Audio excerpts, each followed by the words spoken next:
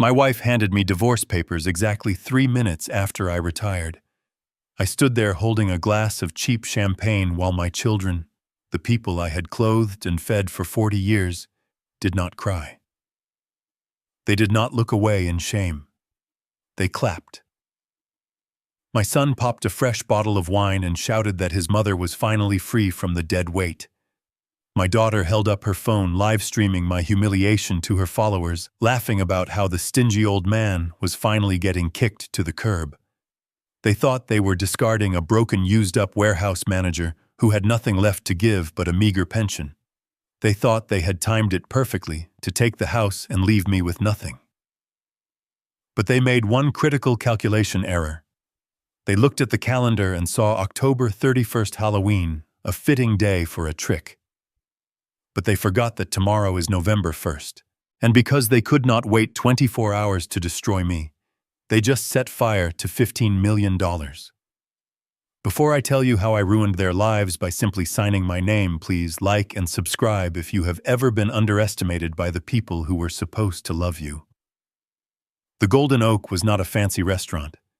It was the kind of place where the carpet smelled of stale beer and the steak was always a little too tough, but it was where we had celebrated every family milestone for 3 decades. It was fitting, I suppose, that it would be the site of my execution. I stood at the head of the long table, clearing my throat.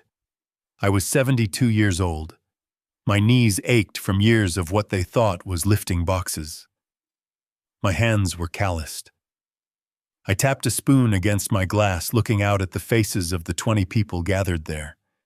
Most were neighbors or distant cousins, but in the center, sitting like royalty, were my wife Cynthia and our 2 children, Brandon and Brandon's wife, and my daughter Megan with her husband. I had prepared a speech. I wanted to thank Cynthia for sticking by me through the lean years. I wanted to tell Brandon and Megan how proud I was that they were finding their own way, even though I knew I was secretly paying for most of their lifestyles. I wanted to say that retirement was not an end, but a beginning for us. I barely got the words "thank you" out of my mouth before Cynthia stood up. She did not stand up to toast me. She stood up with a violent, sharp movement that knocked her chair back. She was wearing a red dress that I knew cost $600 because I had paid the credit card bill for it 2 weeks ago. She looked good for 68, but her eyes were hard. They were the eyes of a woman who had been holding her breath for a long time and was finally ready to exhale poison. "Sit down, Douglas," she said. Her voice wasn't loud, but it cut through the room like a serrated knife. "You don't need to give a speech. Nobody wants to hear about your 45 years of moving boxes in a dusty warehouse. We are not here to celebrate your career. We are here to celebrate my future." The room went deadly silent, the kind of silence where you can hear the ice melting in the glasses. I looked at her confused. I thought maybe it was a joke, a roast. We Americans love a good roast, right? I forced a smile, waiting for the punchline. Cynthia reached under the table and pulled out a thick blue folder. She didn't hand it to me. She tossed it. It spun across the table, knocking over the salt shaker and landing right in the middle of the sheet cake that said, "Happy Retirement, Doug." The blue cardboard cut deep into the white frosting, splitting my name in half. "Happy retirement," she sneered. "Those are divorce papers. I had them drawn up months ago. I was just waiting for your last paycheck to clear so I wouldn't have to deal with your company anymore. I want you out of the house tonight." I stood frozen.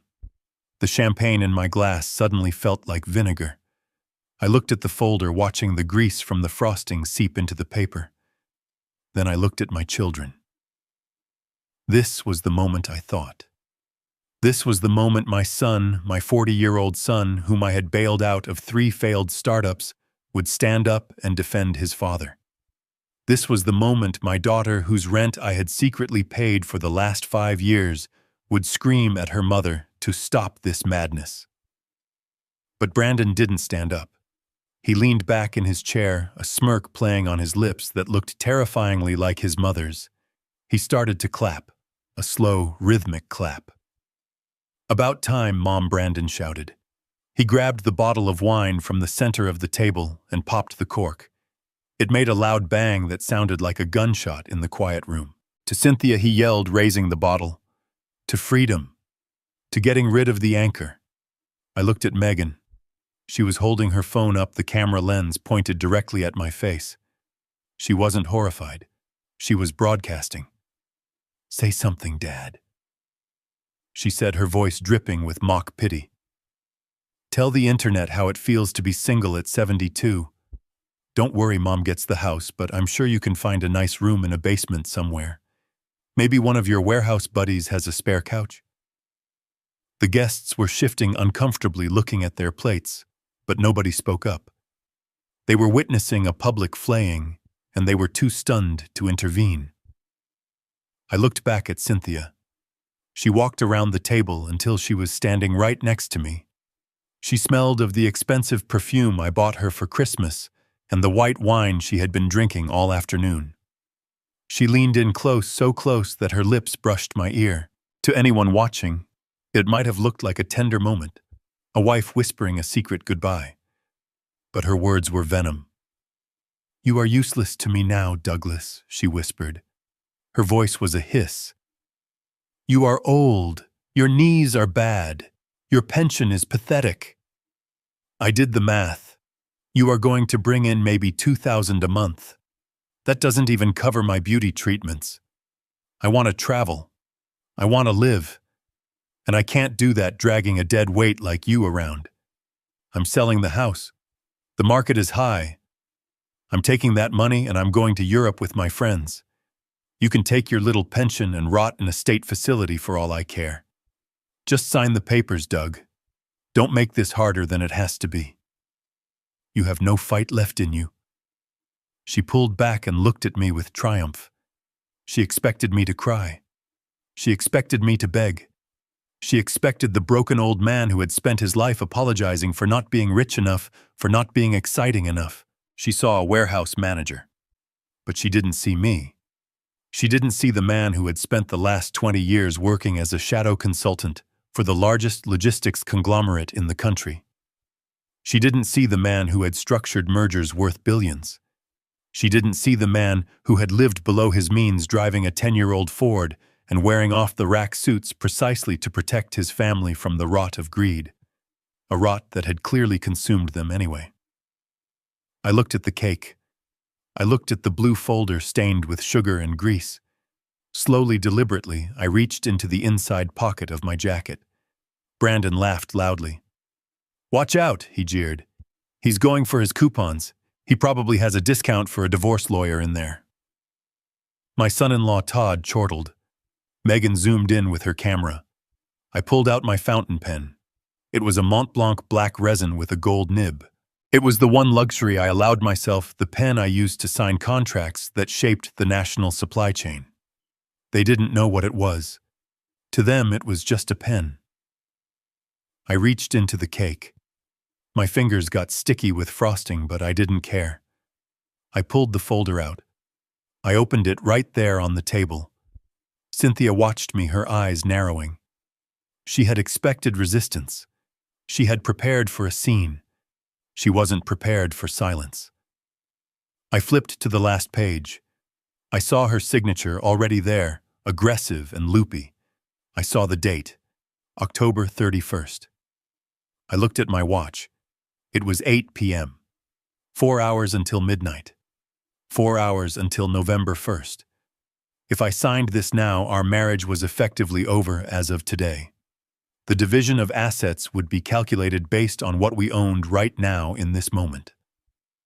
The house, the modest savings account she knew about, the car. But tomorrow was the vesting date. My contract with the conglomerate was unique. I took a low salary on paper to maintain my cover, but I had a massive package of stock options and performance bonuses that accumulated over 20 years. It was designed to vest entirely on the first day of my official retirement. November 1st, $15 million. That money would hit my private trust account at 9 a.m. tomorrow morning. If we were still married tomorrow, half of that would be hers. $7.5 million. She could have gone to Europe. She could have bought a villa in Tuscany. She could have lived like the queen she thought she was. All she had to do was wait one single day. All she had to do was treat me with a shred of dignity for 24 more hours. But her greed was impatient. Her cruelty was urgent. She wanted to hurt me today. I uncapped the pen. The gold nib caught the light of the cheap chandelier. "Are you sure about this, Cynthia?" I asked. My voice was calm. It didn't shake. This terrified her for a second. I saw it in her eyes. But then Brandon shouted from the table, "Just sign it, old man. Stop stalling, yeah." "Dad," Megan added. "Don't be pathetic. Let her go." Cynthia's doubt vanished. She sneered. "Sign it, Douglas. Be a man for once in your life. Give me the house and get out." I looked at her one last time. I felt a strange sensation in my chest. It wasn't heartbreak. It was the feeling of a heavy chain snapping and falling to the ground. I was free. I put the pen to the paper. The ink flowed smoothly, black and permanent. I signed my name. Douglas Bennett. I dated it. October 31st. I closed the folder. I didn't wipe the frosting off. I handed it back to her. She snatched it like a starving dog grabbing a bone. She clutched it to her chest, beaming at the room. "I got it," she announced. "I'm free." The room erupted in applause again. My children cheered. My daughter-in-law clapped. I capped my pen and placed it back in my pocket. I took a napkin and wiped the frosting from my fingers. Then I leaned in close to Cynthia, mirroring the way she had whispered to me moments ago. She was smiling, expecting me to say something sad. I lowered my voice so only she could hear, but I put enough weight behind the words to crush her soul eventually. "Congratulations, Cynthia," I whispered. "You just won the lottery in reverse. You have absolutely no idea what you just did." I didn't wait for her response. I turned my back on the table, on the cake, on the cheering children who were celebrating their own financial funeral. I walked toward the exit. "Where are you going?" Brandon shouted after me. "You going to cry in the car?" I said without turning around. "I'm going to start my life." I pushed open the heavy wooden doors of the Golden Oak and stepped out into the cool October night. The air tasted crisp. Behind me, I could still hear the muffled sounds of their celebration. They were drinking to my demise. I pulled out my phone. I had one call to make. Not to a friend, not to a therapist. I dialed a number I had memorized but rarely used. "Leo," I said when the voice answered on the first ring. "Doug." "It's late. Is everything okay for tomorrow?" Leo asked. Leo Graves was the shark I kept in a tank for special occasions. He charged $1,500 an hour, and he was worth every penny. "Change of plans." "Leo," I said, walking toward the curb to hail a cab. "The transfer tomorrow. Ensure it goes into the new trust account. The one with my name only." There was a pause on the line. Then the sharp, intelligent sound of Leo sitting up straighter. "Did she do it?" Leo asked. "She did," I confirmed. "She served me tonight. It's signed, dated today." There was a low whistle on the other end of the line. "She missed the vesting cliff by 4 hours, I said. "My God," Leo said, and I could hear the cold smile in his voice. "That is going to be the most expensive party she ever threw." "Where are you going?" I looked back at the restaurant. I looked at the old Ford parked in the lot, the car I had driven for a decade to prove I was a humble man. I decided to leave it there. Let Brandon tow it. He liked that car. "I'm standing on the curb," I said. "I'll send a car," Leo said. "Don't go to a hotel. Come to the tower. The penthouse is ready. We have work to do." I hung up. I stood there in the dark waiting for the sleek black car that Leo would send. I wasn't Douglas the warehouse manager anymore. I was Douglas Bennett, the man who controlled 15% of the state's logistics network, and I had just been declared war upon by a group of amateurs. They wanted the house. They wanted my pension. They wanted to see me broken. They were going to get the house, but they were about to find out that a house without money is just a pile of bricks that eats cash. They were about to find out that the credit cards they loved to swipe didn't get paid by magic. As the headlights of a Mercedes approached, cutting through the darkness, I allowed myself a small, grim smile. Happy retirement indeed. I didn't go back to the house that night. There was no point. I knew what I would find. They would have changed the locks. They would have put my bags on the porch, probably in the rain, or near the sprinklers, just to be spiteful. They wanted a reaction. They wanted me to bang on the door and scream so they could call the police and finalize the narrative of the crazy, desperate old man. I wasn't going to give them the satisfaction. Instead, I sat in the back of the Mercedes Leo had sent. The leather was soft, the interior smelled of expensive cedar. It was a stark contrast to the sticky vinyl of the booth I had just been sitting in. The driver didn't ask questions. He just drove toward the city skyline, toward the Sterling Tower, a gleaming spire of glass and steel that dominated the downtown district. Most people in the city knew the Sterling Tower. It was where the billionaires lived. It was where the tech moguls and the old money families kept their pied-à-terres. What nobody knew, what even Cynthia didn't know, was that I owned the penthouse. I had bought it 5 years ago through a shell company. It was my escape plan, my investment, my secret sanctuary for the day. I finally stopped playing the role of the humble worker. I had planned to surprise Cynthia with it. I had imagined a day where I would take her up the private elevator, open the doors to the panoramic view, and say, "We made it." Now I was going there alone. And honestly, the air conditioning felt better than her embrace ever had. The car pulled up to the private entrance. The doorman nodded at me. "Good evening, Mr. Bennett. Good to see you again." "Good evening, Carl," I said. I took the elevator to the 40th floor. My ears popped as we ascended. The doors slid open, and I stepped onto white marble floors. Leo Graves was waiting for me in the living room. He was a man of 50 sharp features, wearing a suit that cost more than my son's car. He was holding 2 glasses of amber liquid. 30-year-old Scotch, Leo said, handing me one. "I figured you wouldn't want champagne." "You figured right," I said, taking the glass. I walked to the floor-to-ceiling windows. The city lay spread out below me, a grid of lights and moving cars.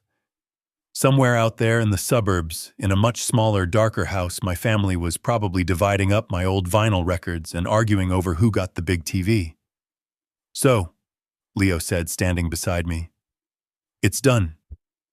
"It's done," I said. "Signed. Witnessed by 20 people. Recorded on video by my daughter." Leo chuckled. "She recorded it. That's admissible evidence. Proves you didn't coerce her. Proves she initiated it. Proves the date and time. She did our job for us." "They clapped, Leo," I said, taking a sip of the scotch. It burned a good clean burn. "My children clapped." Leo didn't offer fake sympathy. That's why I liked him. He dealt in facts. "They clapped because they think they won the jackpot. They think they got the house and got rid of the expense. They don't realize the expense was the only thing keeping them afloat." He walked over to the large mahogany desk in the corner of the room and opened a laptop. "Let's review the situation," Leo said. "Just to be clear, today is October 31st. You are officially separated. The divorce filing will be processed tomorrow morning, but the date of separation is today. That freezes the marital assets." "Correct," I said. "Tomorrow, November 1st, your contract with Global Logistics concludes. The vesting clause triggers. $15 million in stock options and performance bonuses transfer to your account. Since this income is realized post-separation and is contingent on a date that occurs after the marriage ended, it is entirely separate property." "And the house?" I asked.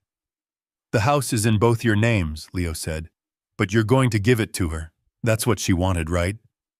She demanded it, I said. She said she's selling it to travel. Leo smiled, a shark smelling blood. She can't sell it yet.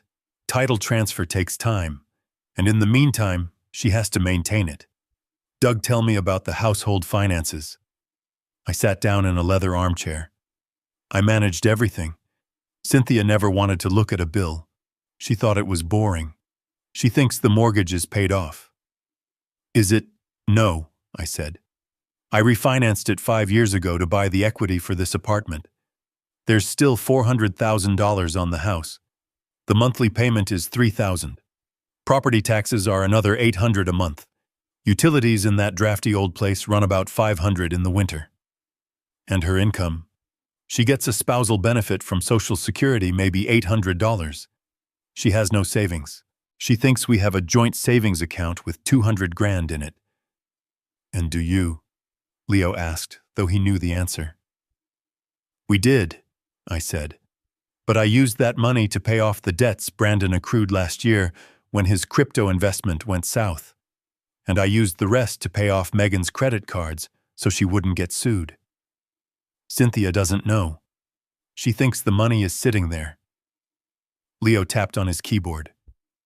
So she has a house with a massive mortgage, no cash, and an income of $800. And tomorrow you disappear. Not just me, I said. I pulled out my phone. I need to kill the autopay. For 10 years, I had been the invisible engine of my family's life. I didn't just pay the mortgage. I paid Brandon's Amex bill every month. It was set to autopay from my private account. He thought he had a magic credit card with no limit. I paid Megan's rent. She told her husband she got a family discount from the landlord. I paid the landlord directly. I paid for Cynthia's life insurance, her car lease, her country club membership. I opened my banking app. Do it, Leo said softly. I scrolled to Brandon's credit card. Cancel autopay. I scrolled to Megan's landlord. Cancel recurring transfer. I scrolled to the house utilities. Power, water, gas, internet. Cancel, cancel, cancel. I scrolled to Cynthia's car lease. Cancel. It took less than 2 minutes. With a few taps of my thumb, I dismantled the artificial reality they lived in. I turned off the lights on their fantasy. It's done, I said, putting the phone down. Now, Leo said, closing the laptop. We wait. The first domino falls in about 30 days. But the panic starts much sooner. I looked out at the city again. I thought about Brandon popping that champagne. I hoped he enjoyed it. It was the last bottle he was going to drink for a very long time. Leo, I said, I want to draft a document. What kind? An eviction notice, I said.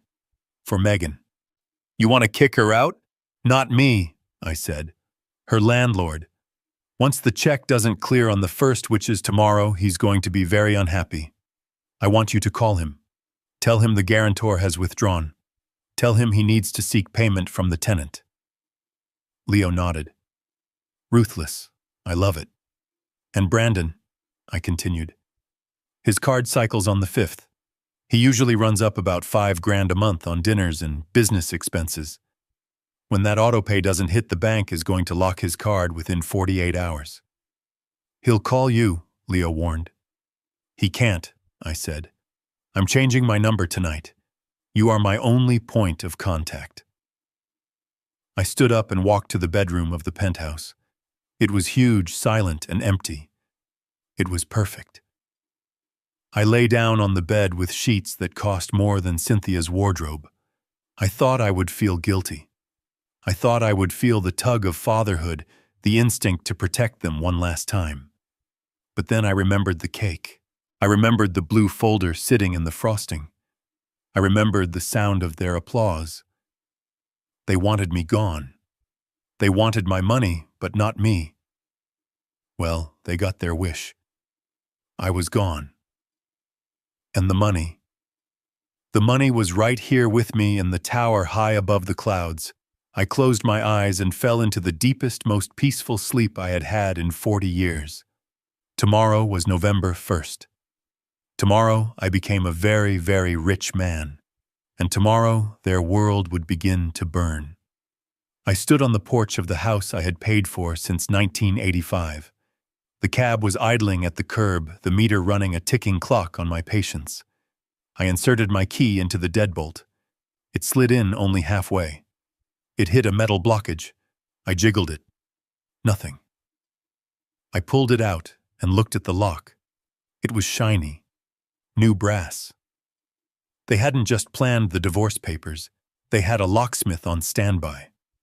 While I was at the restaurant being humiliated, someone was here erasing my access. Efficient. Ruthless. I turned around. The automatic sprinklers hissed to life. The timing was impeccable. The jets of water swept across the lawn, soaking the grass. The walkway and the pile of black garbage bags dumped near the rose bushes. I walked over. It wasn't garbage. It was my clothes, my flannel shirts, my work boots, the few books I kept on the nightstand. They were heaped in a sodden mound, absorbing the water like a sponge. The porch light flicked on. The heavy wooden door opened, but the glass storm door remained locked. Cynthia stood there. She was still wearing the red dress, holding a glass of wine. She looked like she was watching a reality show. "I told you I wanted you out tonight, Douglas," she said through the glass. Her voice was muffled but distinct. "Did you think I was joking?" "My key doesn't work," I said. I didn't shout. I just stated the fact. "Of course it doesn't," she laughed. It was a sharp, brittle sound. "I changed the locks an hour ago. Brandon helped. He is such a good boy. He didn't want his mother to feel unsafe with a stranger in the house. A stranger," I repeated. "I paid the mortgage on this house for 30 years. And now it is mine," she snapped. "That is how settlements work. You get your freedom, I get the assets. Go stay at a Motel 6, Doug. Your pension should cover a night or two if you skip dinner. Or maybe sleep in that old car of yours. Oh wait, you left it at the restaurant." I looked at her. I looked at the woman I had shared a bed with for decades. There was no love left, not even hate, just disgust. "I need my medication," I said, "and my files from the study. I put everything in the yard." She gestured with her wine glass toward the count pile. "If you can't find it, that is your problem. Now get off my property before I call the police. Imagine that, getting arrested on your retirement night." She locked the inner door. The deadbolt slid home with a heavy thud. The porch light clicked off, plunging me into darkness. I walked to the pile on the grass.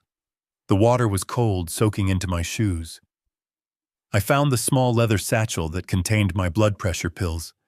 It was ruined, the leather dark and warped. I didn't bother with the clothes. I didn't bother with the books.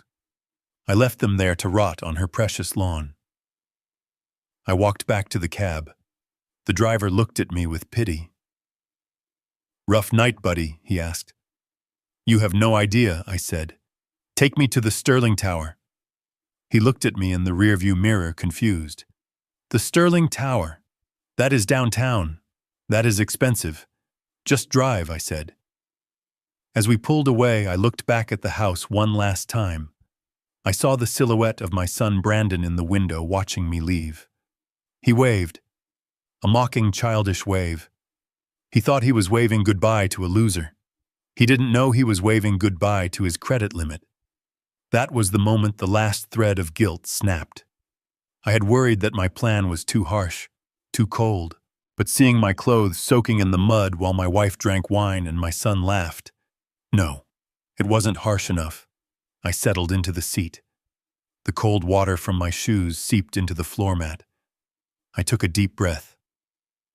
It was over. The charade of the humble husband was finished.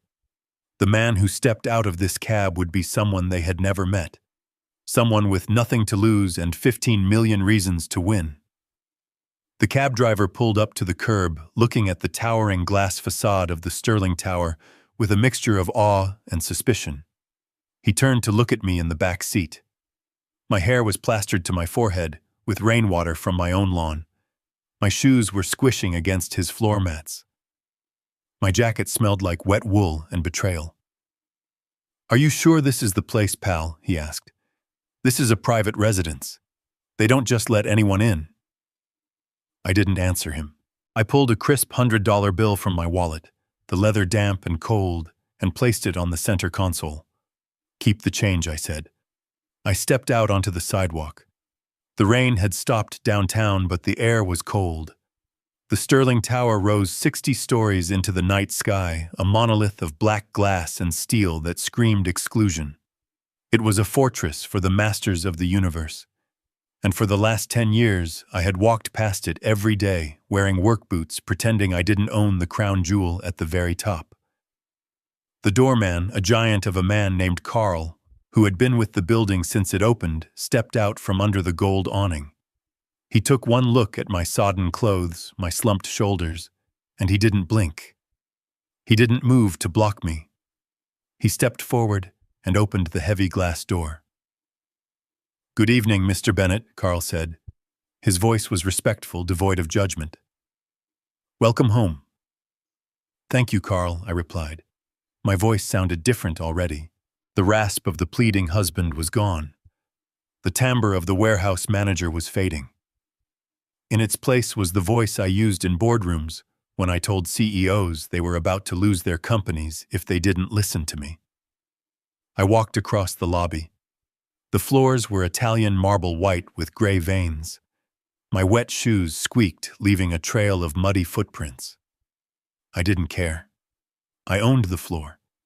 I took the private elevator at the far end of the hall. It required a retinal scan. I leaned in. The red light swept my eye. The doors hissed open. The ride to the 40th floor took less than 30 seconds. My ears popped.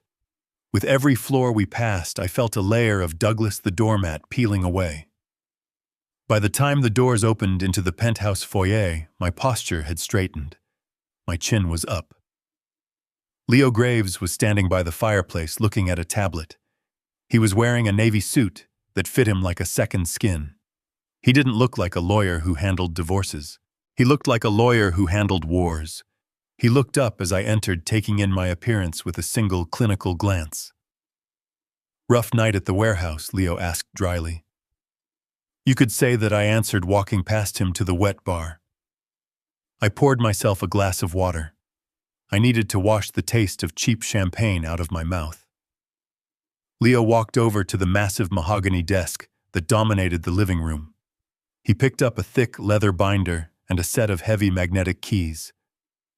"Your access cards and the master key for the unit," Leo said, sliding them across the polished wood. "You have full biometric clearance now. No more shell companies. As of midnight, the title transfer initiates to your primary trust. You are officially the ghost in the castle." I picked up the keys. They felt heavy, substantial. They felt like power. "And the financials?" I asked. Leo tapped the leather binder. "It is all here, Doug. The vesting schedule for the global logistics options triggers at 9 a.m. tomorrow. $15 million. The shadow accounts are active. The offshore holdings are secure. And I have taken the liberty of preparing a forensic accounting of your marital assets versus your separate property." I opened the binder. Columns of numbers stared back at me. It was a map of my hidden empire. For years I had looked at these numbers in secret, feeling guilty, feeling like I was holding out on my family. Now looking at them, I felt only relief. This was my armor. This was my sword. "She thinks I have a pension of $2,000 a month," I said, running my finger down the page. Leo chuckled, a low, dangerous sound. "She is going to be very disappointed. According to this, your monthly passive income from the bond yields alone is $40,000, and that is before the stock options hit. Doug, you aren't just rich. You are a whale. And she just cut you loose in the ocean." I looked at my reflection in the dark window. I saw an old man in wet clothes, but behind the eyes the fire was back. I wasn't the man who fixed the leaky faucet to save $50 anymore. I wasn't the man who ate leftovers so his son could have a steak. I stripped off my wet jacket and threw it on the floor. I unbuttoned the flannel shirt Cynthia had bought me for my birthday 5 years ago, the one she said made me look rugged, but really just made me look cheap. I tossed it onto the pile. "I need a suit, Leo," I said. "The walk-in closet is stocked," Leo replied. "Italian wool, silk ties, just like you asked." I walked toward the bedroom, but I stopped at the doorway. "Leo," I said. He looked up from his tablet. "When the transfer hits tomorrow, I want you to send a notification to the bank." "Not my bank." "Theirs." "Which one?" Leo asked. "All of them," I said. "Brandon's credit card, Megan's landlord, the mortgage company. Trigger the freeze. I want them to wake up to a cold reality." Leo smiled. It was the smile of a predator watching the trap snap shut. "Consider it done, Mr. Bennett." I walked into the bedroom and closed the door. I stood in the silence of my multi-million-dollar fortress. I was alone. I was soaked. I was divorced. And I had never felt more powerful in my entire life. The old Doug was dead. He died on that porch in the rain. The man who woke up tomorrow would be the man who owned the city. Leo sat across from me in one of the high-backed leather chairs, the heavy binder of financial documents open on his lap. The city lights below us were a distant galaxy irrelevant to the gravity of what we were discussing in this room. He tapped his finger against a specific paragraph on page 42 of my employment contract, a document I hadn't looked at in 20 years, but had memorized down to the punctuation.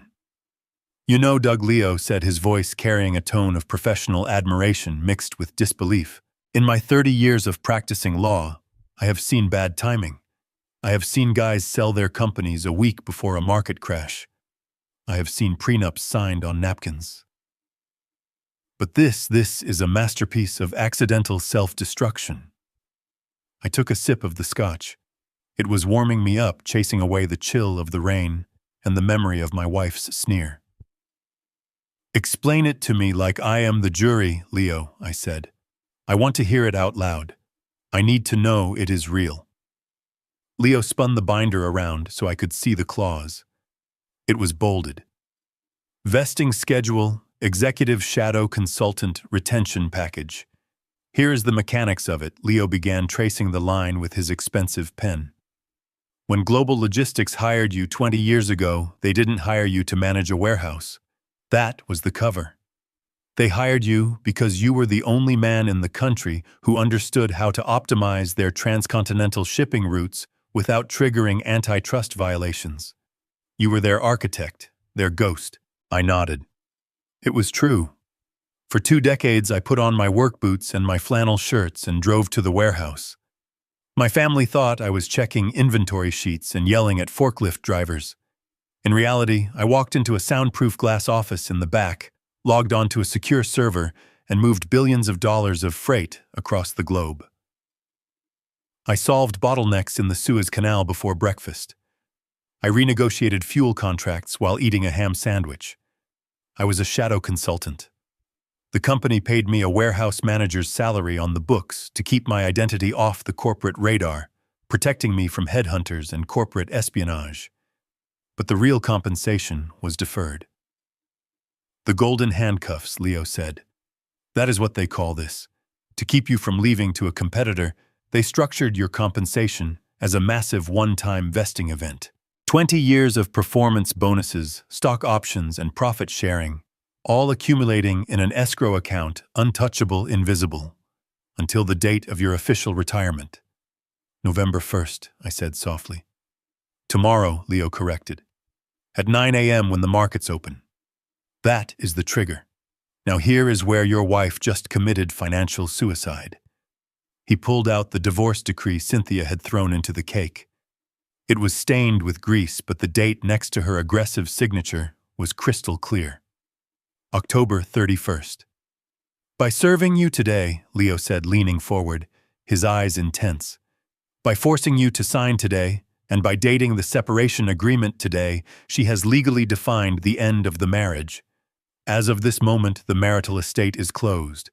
The snapshot of your shared assets was taken when that pen hit the paper. And the 15 million I asked. Leo smiled. It was a shark's smile.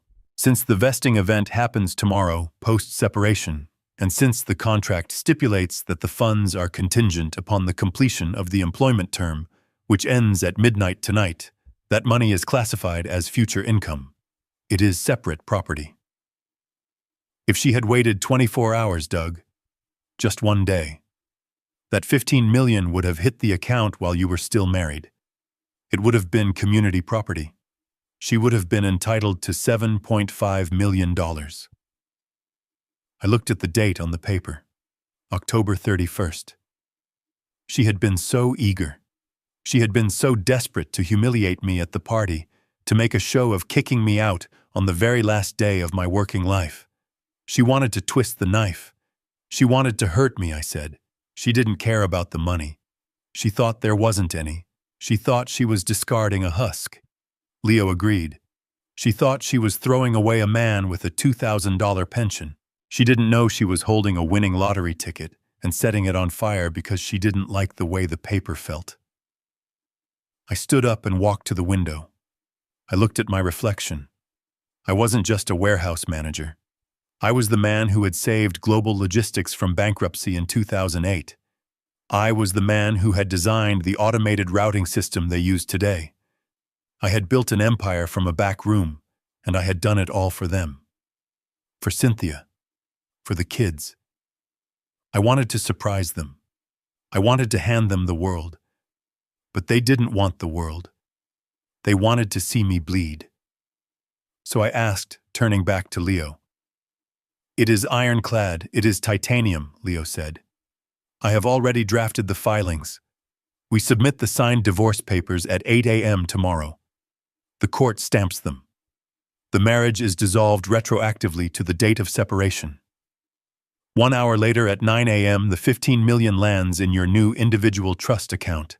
She gets the house, the debt, and half of a checking account that currently has $500 in it. You get the Sterling Tower penthouse and enough capital to buy a small island. I looked at the binder again. I thought about the times Cynthia had called me cheap because I wouldn't buy a new car. I thought about Brandon mocking my coupons. They had no idea that every dollar I saved was being compounded into this moment. She is going to fight it, I said, when she finds out. Let her, Leo said, closing the binder with a heavy thud. She signed the agreement. She initiated the divorce. She chose the date. No judge in this state will overturn a settlement that she demanded drafted and forced you to sign in front of 20 witnesses. She dug the hole dug. All we are doing is filling it in. I walked over to the bar and poured another splash of the 30-year-old scotch. I raised the glass to the empty room. To November 1st, I said. Leo raised his glass. To November 1st, the most expensive day in Cynthia Bennett's life. The reality of it settled over me. I wasn't just safe. I was victorious. The shadow consultant had pulled off one last job. I had moved the most valuable asset of all myself out of a toxic liability and into a secure future. And the best part was I didn't even have to lie. I just had to sign my name exactly when she told me to. Leo placed the open laptop in front of me on the mahogany desk. The screen glowed in the dim light of the penthouse, a single window into the financial circulatory system of the Bennett family. For a decade, I had been the heart-pumping blood into their lives, keeping them warm, keeping them fed, keeping them delusional. Now it was time to stop the beat. I logged into the primary banking portal. The interface was familiar, a grid of green numbers and scheduled transactions that I used to check every Friday like a religious ritual. First up was Brandon, my son, the self-proclaimed entrepreneur. He carried a platinum Amex in his wallet that he loved to flash at bars. He told his friends his startup was booming. He told his wife that clients paid for those $500 sushi dinners. He didn't know that the card was a supplementary line on my account. I looked at the pending transaction for next week. A lease payment on a BMW he couldn't afford. I clicked the tab marked Authorized Users. I found Brandon's name. I hovered over the suspend button. I thought about him popping that champagne bottle. I thought about his laugh. I clicked. The status changed from active to suspended. The next time he tried to buy a round of drinks to impress a stranger, the machine would decline him. He would feel a fraction of the shame he tried to make me feel tonight. Next was Megan. My daughter lived in a 2-bedroom condo in the trendy part of the city.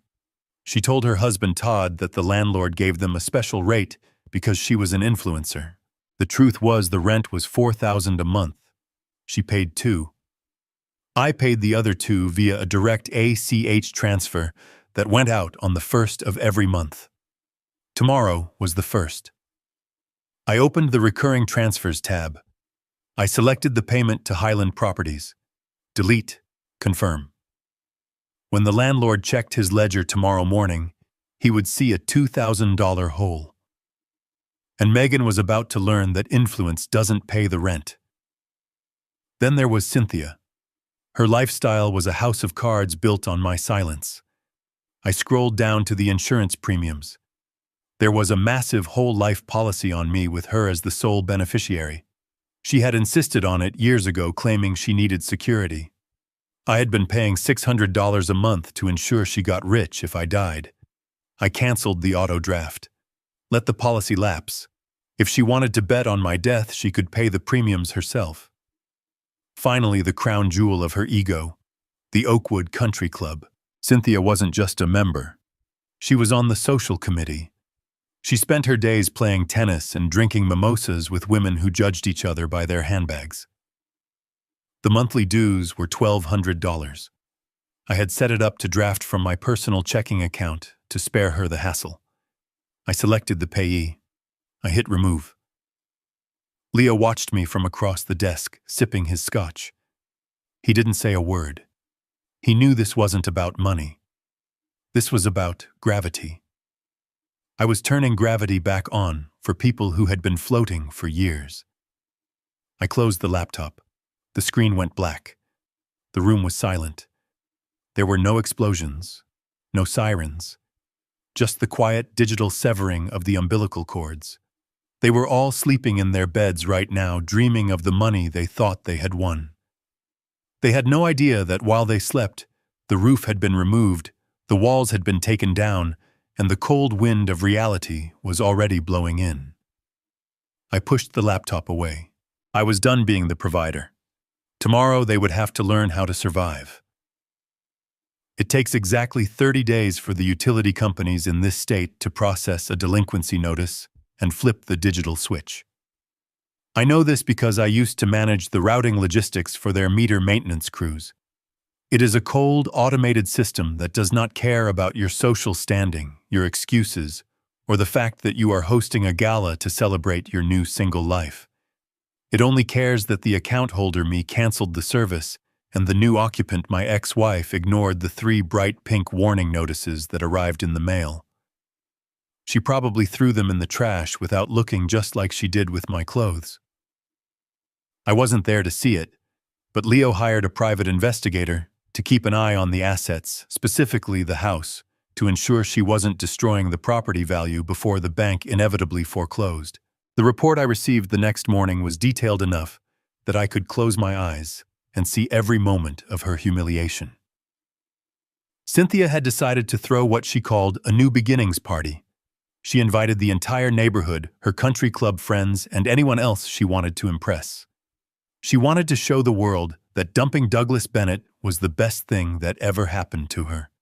She hired a catering company, likely putting the deposit on a credit card that was inching closer to its limit every day. She had a string quartet playing in the living room. The house was blazing with light, every chandelier on the heat cranked up to combat the November chill. At 7 p.m., she was holding court in the center of the living room, wearing a new sequined gown, holding a glass of champagne. She was telling a group of women how relieved she was to finally have the house to herself, how she was planning to remodel the kitchen with Italian marble next month. She was selling a fantasy of wealth and independence. At 7:15, the fantasy hit a wall.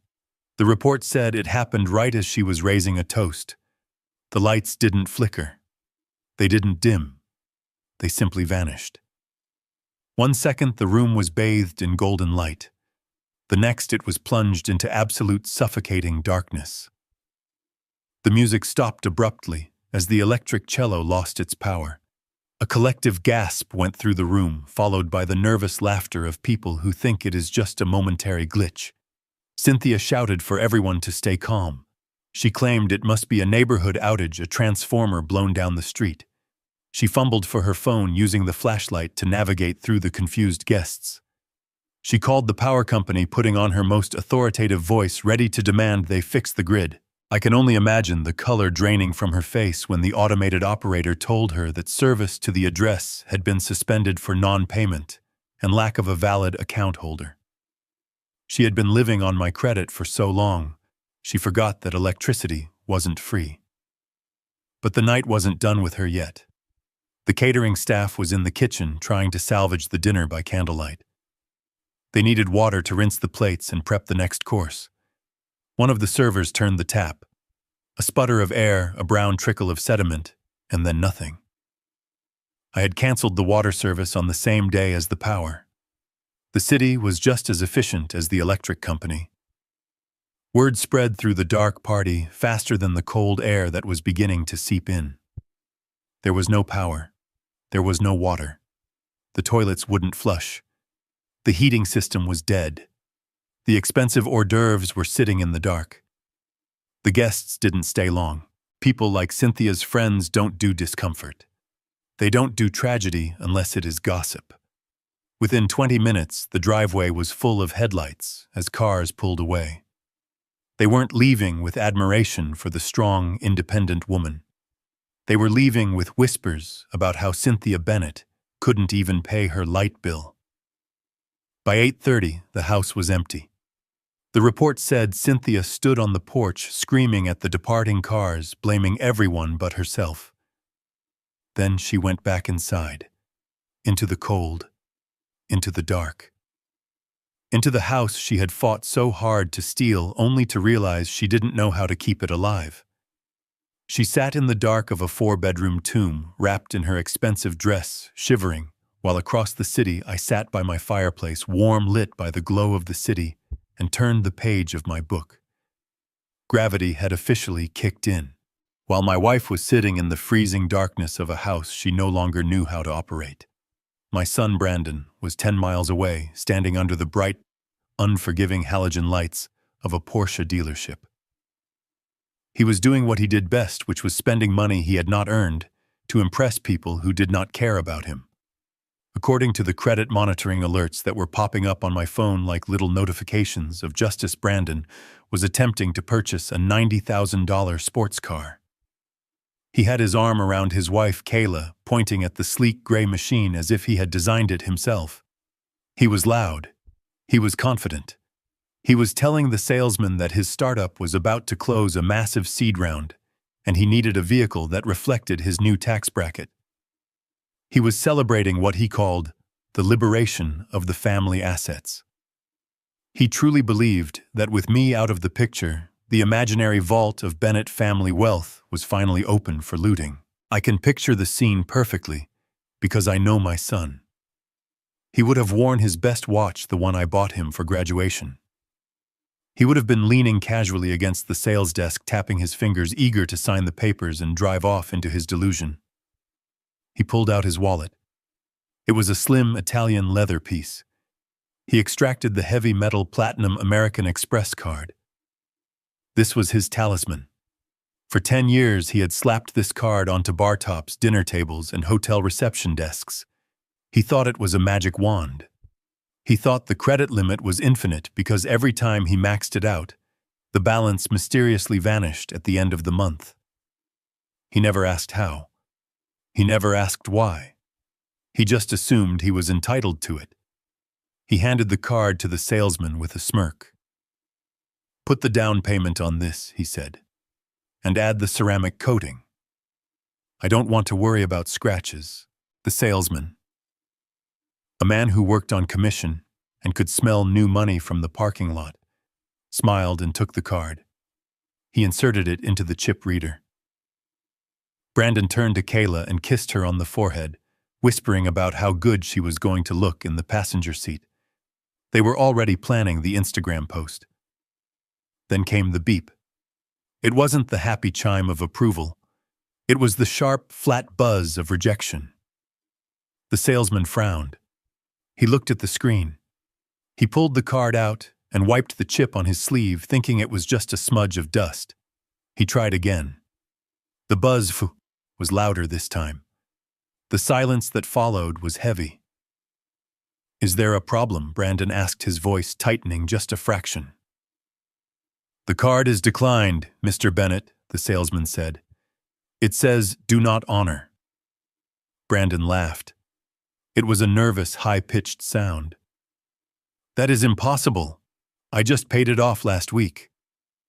Or rather, he thought the invisible fairies had paid it off. Try it again. It is probably a fraud alert because of the amount. I travel a lot. The salesman tried a third time. The machine didn't just decline the card. It displayed a code. The salesman looked at the screen, then at Brandon, his eyes losing their warmth. It says the card has been reported lost or stolen and the account is closed, the salesman said. He placed the card on the counter. He didn't hand it back. He slid it away from Brandon, creating distance. Brandon's face went red. He grabbed his phone. He didn't call me. He wouldn't give me the satisfaction. He called the number on the back of the card. He put it on speakerphone, arrogant to the end, wanting the salesman to hear the bank apologize for their mistake. He wanted to prove he was the victim of a glitch. The automated system asked for his security code. He punched it in. Then he got a human. A customer service representative named Sarah or Jennifer or Mike, it didn't matter. They were the messenger of doom. This is Brandon Bennett, he shouted into the phone. My card is being declined. You need to lift the hold immediately. I am buying a car. There was a typing sound on the other end. Then the voice came back calm and professional. I see the account here, sir. You are listed as an authorized user. Yes, I am the owner of the card, Brandon snapped. No, sir, the voice corrected him. You are an authorized user on the account of Douglas Bennett. The primary account holder called yesterday and removed you from the account. He also reported the card as no longer authorized for use. The account has been permanently closed for this user ID. Brandon froze. The phone was still on speaker. Kayla heard it. The salesman heard it. The couple browsing the SUVs in the next aisle heard it. My dad, Brandon stammered. My dad closed it. Yes, sir, the rep confirmed. He revoked all supplementary privileges. Is there anything else I can help you with? Brandon ended the call. He stood there in the middle of the showroom, the weight of the platinum card suddenly feeling like a majestic anchor dragging him to the bottom of the ocean. He looked at the salesman. The man was no longer looking at a tech entrepreneur. He was looking at a 40-year-old man whose daddy had just cut off his allowance. Do you have another form of payment? The salesman asked, his voice cold. Brandon patted his pockets. He had a debit card, but there was maybe $400 in that account. He had a wallet full of receipts and business cards for a company that made no money. He had nothing. Kayla stepped away from him. It was a small step, but it was significant. She looked at the Porsche, then at Brandon, and the realization washed over her face. The dinners, the trips, the clothes. It wasn't Brandon. It had never been Brandon. It was me. We have to go, Brandon whispered. The salesman picked up the keys to the Porsche from the desk. He dropped them into his drawer and locked it. The sound of that lock clicking shut was the sound of Brandon's ego shattering. They walked out of the showroom. They didn't stride. They shuffled. They got into Brandon's 3-year-old BMW, the one he was going to trade and the one that also had a lease payment due in 5 days that I was no longer paying. They drove away in silence. Brandon gripped the steering wheel, his knuckles white, his world spinning. He was realizing that freedom wasn't just about doing what you wanted. It was about paying for it. And for the first time in his life, the bill had arrived, and his pockets were empty. At the exact moment my son was realizing he couldn't buy a Porsche with a canceled credit card, my daughter Megan was standing in the middle of her living room in the arts district, holding a ring light and trying to find the perfect angle to lie to her 50,000 followers. She was filming a video about abundance mindsets. She was telling a camera that if you just manifest success, the universe provides. She didn't know that the universe was currently taking a lunch break, and I was the one who had been providing the abundance for the last 5 years. Megan lived in a loft that looked like a magazine spread. Exposed brick floor to ceiling windows, furniture that looked uncomfortable but cost a fortune. She told her husband Todd that they got the place for $2,000 a month because the landlord loved her aesthetic. Todd, a man who thought a checking account was something you checked once a year, believed her. He didn't know the lease was actually $4,500 a month. He didn't know that on the first of every month I wired the difference directly to the management company, along with a hefty tip to keep them quiet about the arrangement. But this morning, the wire didn't go through. And the management company, a corporate entity with zero sense of humor, didn't care about aesthetic. I received the update from the building manager, a man I had played golf with twice just to secure the lease. He told me exactly how it went down. At 10 a.m., he knocked on Megan's door. He didn't email. He didn't call. He came in person because when a check for $5,000 bounces the rent plus the parking fee I also paid, it warrants a face-to-face conversation. Megan opened the door phone still in hand, annoyed at the interruption. She probably thought he was there to fix the AC. "Mr. Blackwood," she said, "I am actually in the middle of filming. Can this wait?" "It cannot," Mrs. Bennett Blackwood said. He was holding a clipboard. "I am afraid we have a problem with the rent. The automatic transfer from the guarantor was cancelled. We received a notification of stop payment this morning." Megan laughed. She actually laughed. "That is impossible," she said. "My dad handles the transfer. He probably just switched banks or something. Just run it again." "We cannot run it again," Blackwood said, his voice flat. "The guarantor, Douglas Bennett, has formally withdrawn his financial backing for this unit. He also exercised the clawback clause on the security deposit." Megan froze. "What clawback clause?" "It was a special stipulation in the lease," Blackwood explained. "Since your father paid the entire year in advance plus a double security deposit to secure this unit for you, despite your credit score, he reserved the right to terminate the agreement and reclaim the unused portion of the prepaid rent and deposit at any time upon evidence of lease violation or personal discretion. He exercised that right at 8:01 this morning." The color drained from Megan's face. She looked at the exposed brick. She looked at the expensive view. She realized perhaps for the first time that she didn't own the view. She was just renting it with my money. "So what does that mean?" she whispered. "It means," Blackwood said, consulting his clipboard, "that the lease is currently in default. The prepaid credit is gone. The deposit is gone. You owe the full month's rent of $4,500 immediately, plus a new security deposit of $9,000. If you cannot provide a cashier's check for $13,500 by 5 p.m. today, we will begin eviction proceedings. Or you can vacate voluntarily by midnight, and we will waive the legal fees." $13,000. Megan didn't have 13,000 cents. She spent her money on clothes she wore once and trips she took for the photos. She tried to call me. My phone, of course, was silent. She tried to call her mother. Cynthia was likely still sitting in the dark, freezing house, unable to help anyone.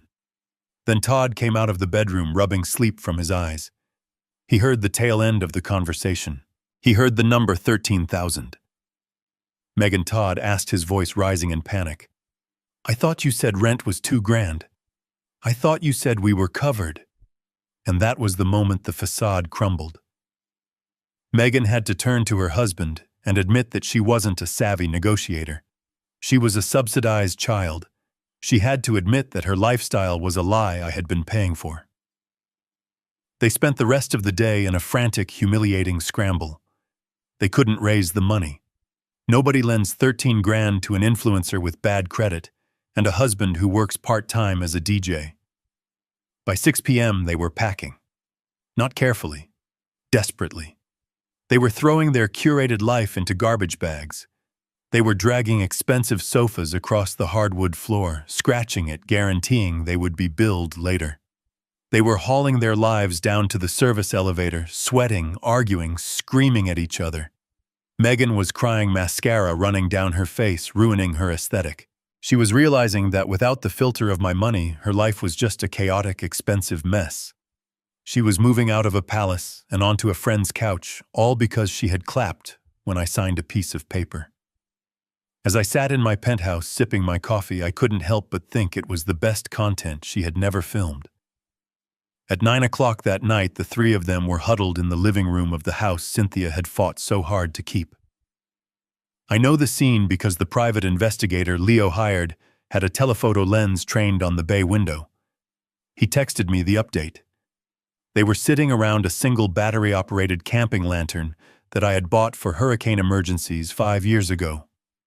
They were wearing their coats inside. The temperature in the house was dropping rapidly as the November wind battered the walls and the heating system remained stubbornly silent. It was a summit of the defeated. Cynthia wrapped in a fur coat she could no longer afford to dry clean. Brandon, likely still in shock from the dealership, tapping furiously on a phone that was using data because I had cut the Wi-Fi. And Megan, surrounded by garbage bags filled with designer clothes, crying about how unfair the universe was. They weren't reflecting on their actions. They weren't asking themselves where they went wrong.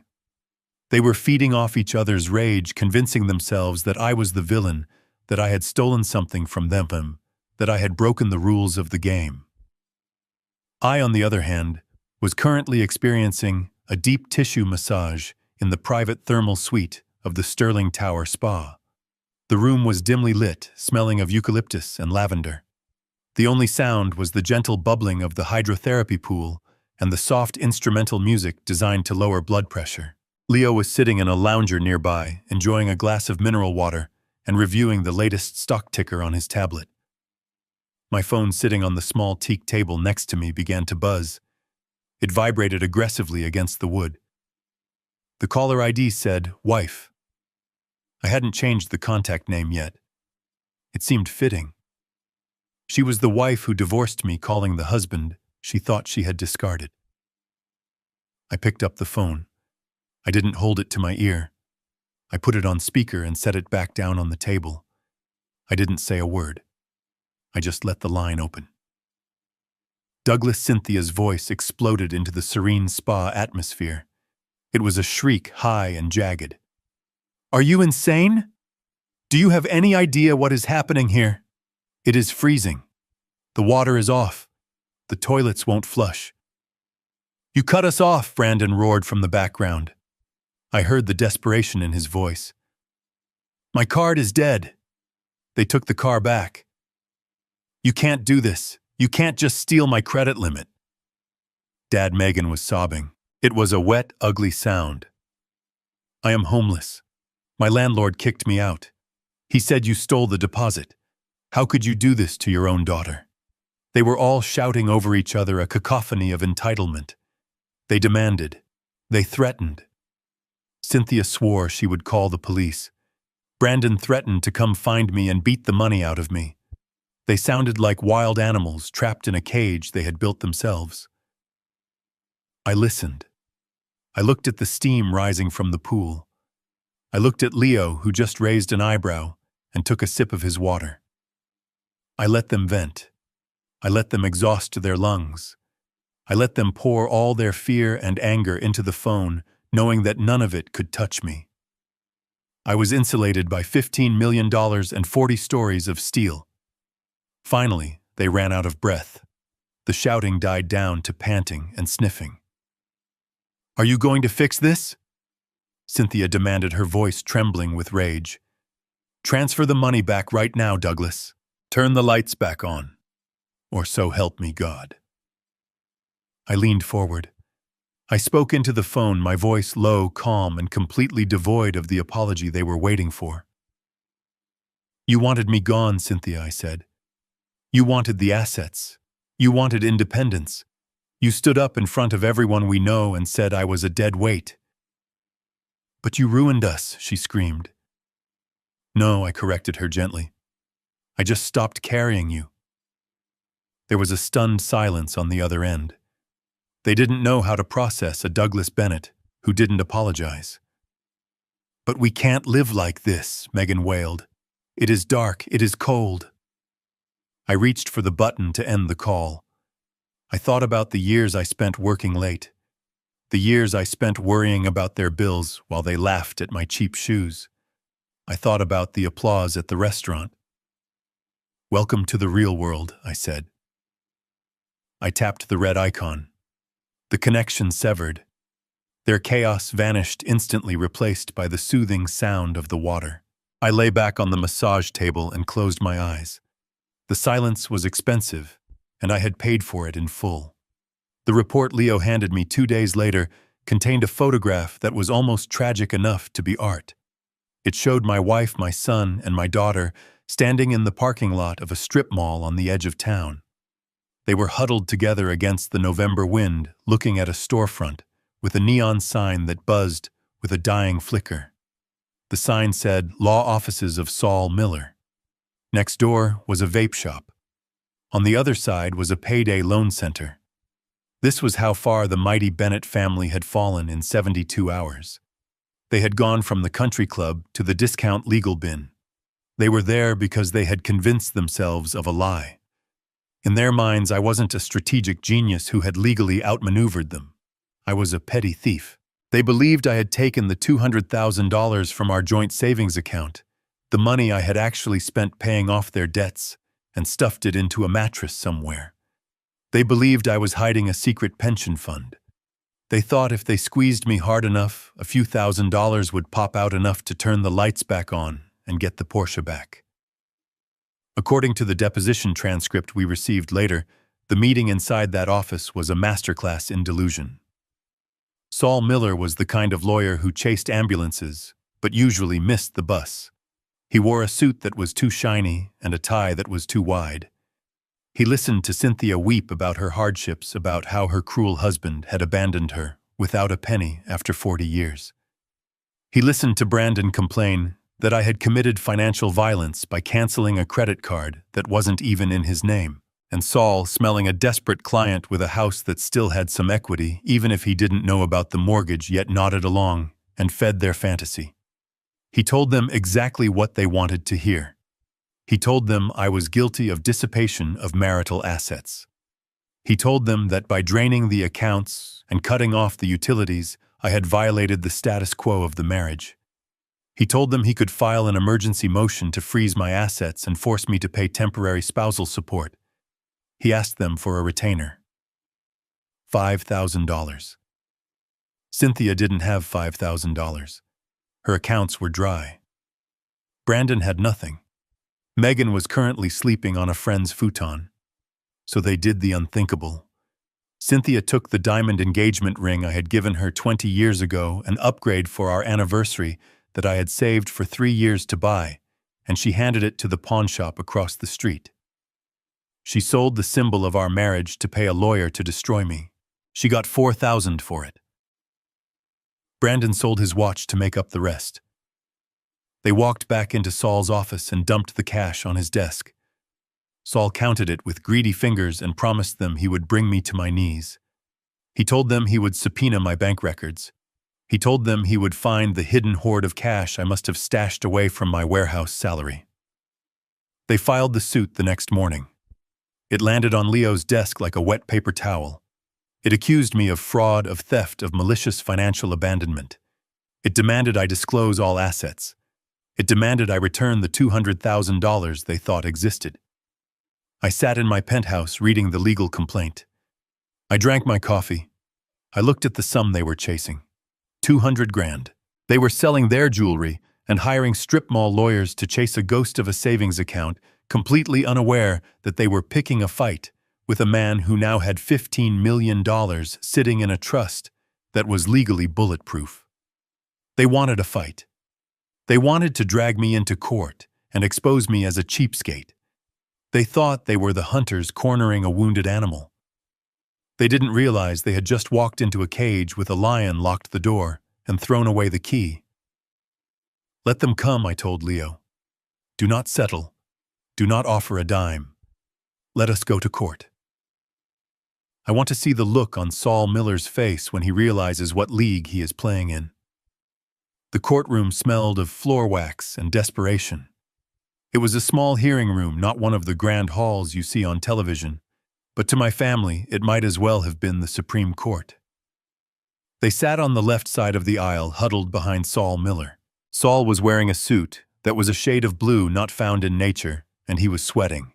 He was shuffling papers, frantically trying to organize a case that was based entirely on rumors and entitlement. Cynthia looked tired. The pawned ring had bought them this hour in court, and she was terrified it was going to be a waste.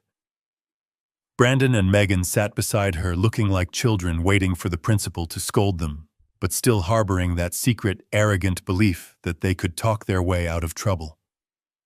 I sat on the right. Leo Graves sat next to me. He didn't have a pile of papers. He had a single slim leather portfolio and a tablet. He sat perfectly still, his hands folded on the table. He looked like a statue carved out of confidence. The contrast was painful. It was a pit bull barking at a glacier. The judge, a woman named Honorable Judge Vance, who looked like she had heard every lie ever told in a divorce court, peered over her glasses. "Mr. Miller," she said, her voice dry. "You filed an emergency motion alleging concealment of marital assets. You have the floor." Saul stood up. He buttoned his jacket, realized he missed a button, and quickly unbuttoned it. "Your Honor," he began, his voice booming too loud for the small room. "My client, Mrs. Bennett, has been left destitute after 40 years of marriage. Her husband, Mr. Bennett, has maliciously drained their joint accounts, cut off essential utilities in the marital home, and we have reason to believe, substantial reason, Your Honor, that he has hidden a cash reserve of approximately $200,000. This money vanished from their savings account over the last 5 years. We demand an immediate forensic accounting and a temporary support order to restore power to my client's home." Cynthia dabbed at her eyes with a tissue. It was a good performance. Brandon nodded vigorously, glaring at me. Judge Vance turned to Leo. "Mr. Graves, your response." Leo stood up. He didn't boom. He spoke in a conversational tone that forced everyone to lean in to hear him. "Your Honor," he said, "Mr. Miller is partially correct. There was at one time approximately $200,000 in the couple's joint savings."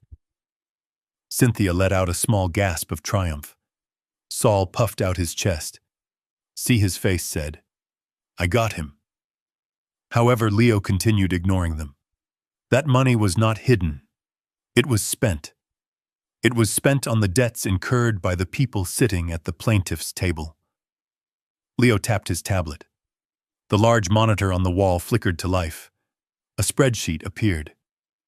$75,000 to pay off a gambling debt for Brandon Bennett. In 2019, Leo recited. $40,000 to cover legal fees and settlements for a traffic accident involving Megan Bennett in 2020.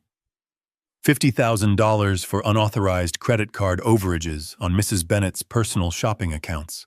The rest was consumed by mortgage interest and tax penalties incurred due to late filings by the plaintiff. The money isn't in a mattress, Your Honor. It is in their pockets. Or rather, it was used to patch the holes in their pockets. Saul sputtered. That is, we dispute those figures. Those were family expenses. Gifts. A father helping his children. Leo smiled. It was the smile that usually preceded a fatality. Gifts, Leo repeated, tasting the word. That is an interesting choice of words, Mr. Miller, because that brings us to the counter motion we are filing today. He opened his leather portfolio. He pulled out a stack of documents. They were crisp white and stapled. You see, Your Honor, Leo said, walking toward the bench to hand the documents to the judge. Mr. Bennett is a meticulous man. He works in logistics. He believes in paper trails. Over the last 5 years, every time his adult children came to him for a bailout, as they called it, or seed money, or rent assistance, Mr. Bennett did not frame it as a gift. He framed it as a loan. I watched Brandon. He was frowning. He looked confused. Leo turned to look at my son. Brandon, do you remember when you asked your father for $30,000 to start that dropshipping business in 2021? Brandon blinked. Yeah, he gave it to me. And do you remember signing a document before the transfer was authorized? Leo asked. A document your father said was for tax records. Brandon shrugged. Yeah, just a standard form. It was a promissory note. Leo said, his voice dropping an octave. A legally binding demand note carrying an interest rate of 3% compounded annually, callable upon demand or upon the dissolution of the guarantor's estate. Brandon's mouth fell open, and Meg and Leo continued, turning to my daughter. The rent assistance, the car payments. For every check your father wrote, you signed an acknowledgement of debt. You probably thought it was just Dad being bureaucratic. You didn't read the fine print, did you? Megan shook her head slowly, her eyes wide. And Cynthia, Leo said, the renovations to your mother's house, the plastic surgery, the trips, all documented, all signed, all loans. Leo turned back to the judge. Your Honor, the total principal amount of these loans extended by Mr. Bennett to the marital community and to his adult children individually stands at $450,000. The number hung in the air. $450,000. Cynthia stood up. That is a lie. He never told us they were loans. He tricked us. Judge Vance banged her gavel. Sit down, Mrs. Bennett. Leo continued, ruthless. The documents are notarized, Your Honor. The signatures are valid. The terms are clear. Ignorance of the contract is not a defense. Now here is the kicker. Since Mrs. Bennett has filed for divorce, she has triggered the acceleration clause in these notes. The debts are now due in full. He turned to face the family. He wasn't looking at them with malice. He was looking at them like they were math problems he had just solved. Mr. Bennett is not hiding assets, Leo said.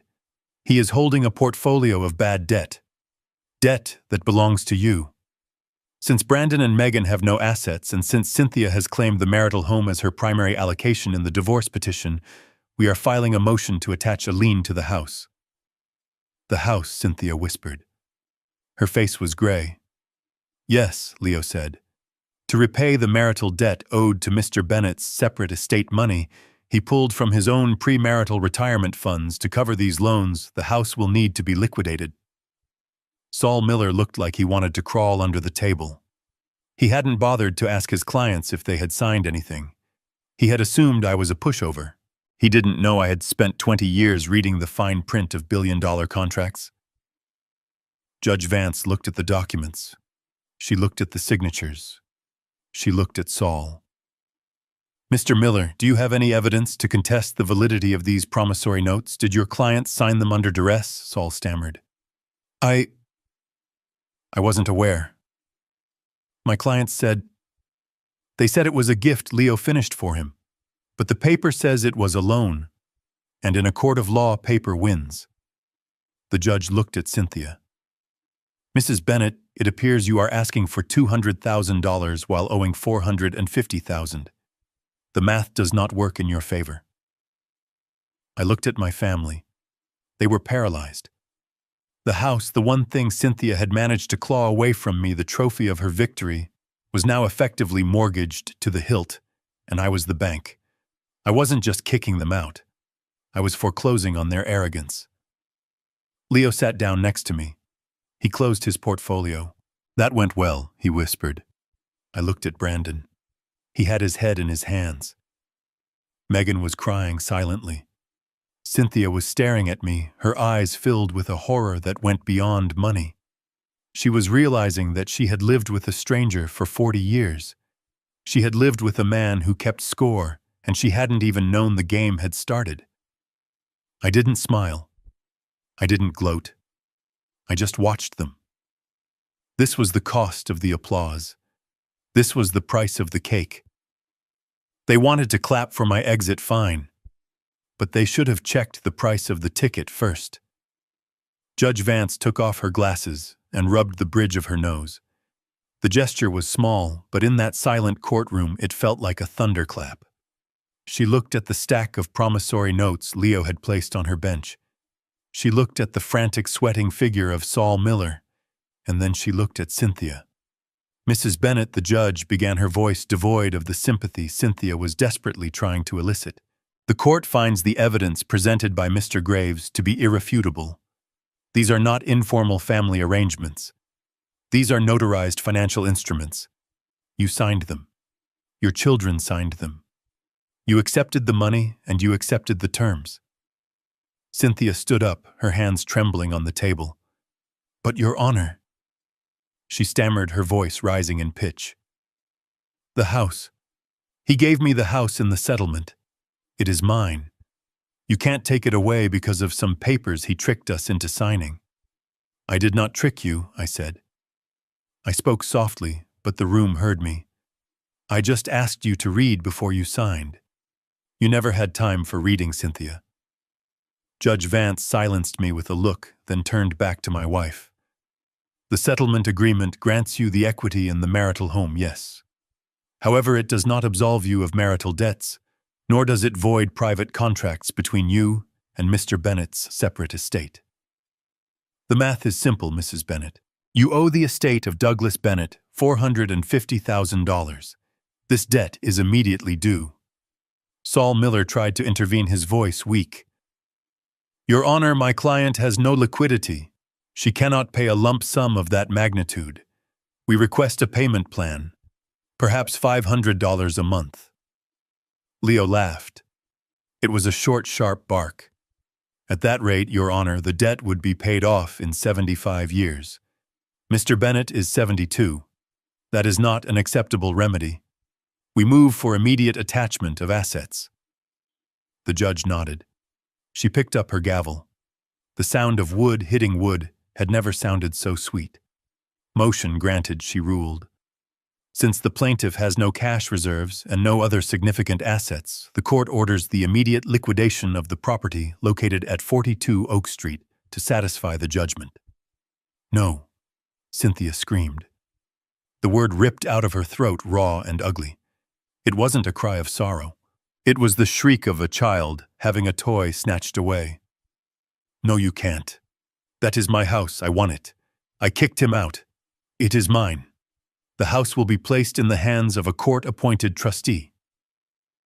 Judge Vance continued, ignoring the outburst. "It will be listed for sale at fair market value within 7 days. The proceeds will first satisfy the existing mortgage, then the judgment debt owed to Mr. Bennett. Any remaining funds, if they exist, will be dispersed to Mrs. Bennett." If they exist.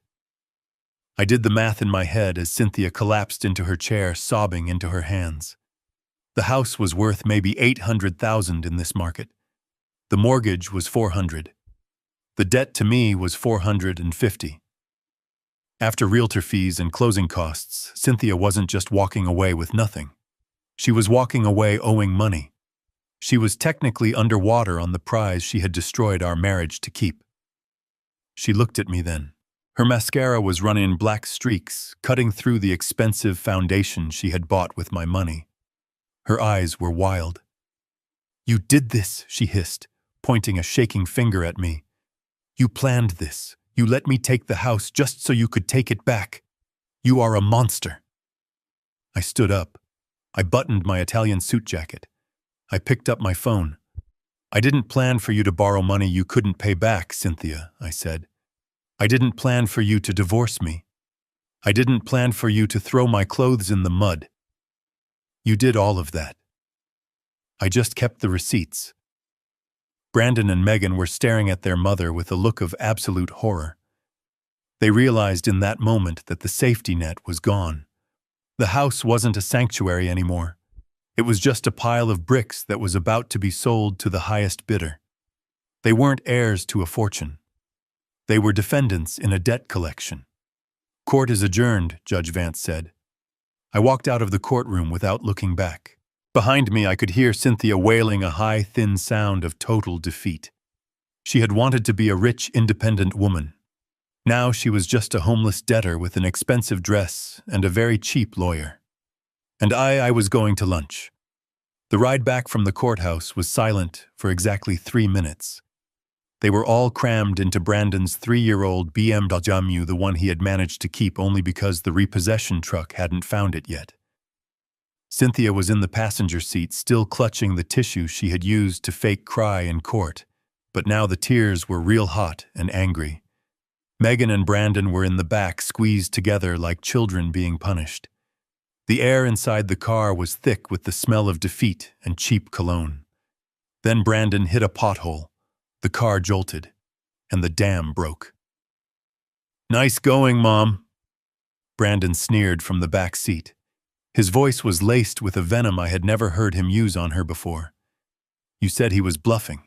You said he was hiding cash in a mattress. You said we were going to get paid today. Instead, we just lost the house. Shut up, Brandon." Cynthia snapped, spinning around in her seat. Her face was mottled red. "Don't you dare talk to me like that. I did this for us. I did this so we could be free." "Free," Megan laughed. It was a high, hysterical sound. "We aren't free, Mom. We are homeless. I am sleeping on a futon that smells like cat pee because you convinced me to treat Dad like garbage. You said he was weak. You said he would fold. Well, guess what? He didn't fold. He crushed us. It is not my fault he tricked us."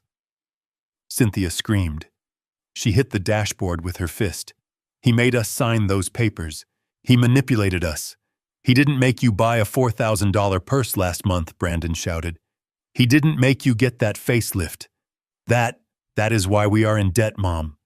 Because you spend money like you are royalty. And now Dad wants it back. $450,000. Do you have that in your purse?" "I spent that money on this family," Cynthia yelled back. "I made this house a home. I gave you everything. And what did you do, Brandon? You gambled away 30 grand on a drop shipping scam. Don't think I don't know. Dad told me. He paid it off so you wouldn't go to jail. And you," Megan Cynthia continued, turning her rage on her daughter. "You and your influencer career. Dad paid your rent for 5 years. 5 years. And you never once thanked him. You just asked for more. You are parasites. Both of you." "Parasites," Megan shrieked. "You are the one who hasn't worked a day in 40 years. You are the one who needed a country club membership while Dad drove a 10-year-old Ford. You are the reason we are here.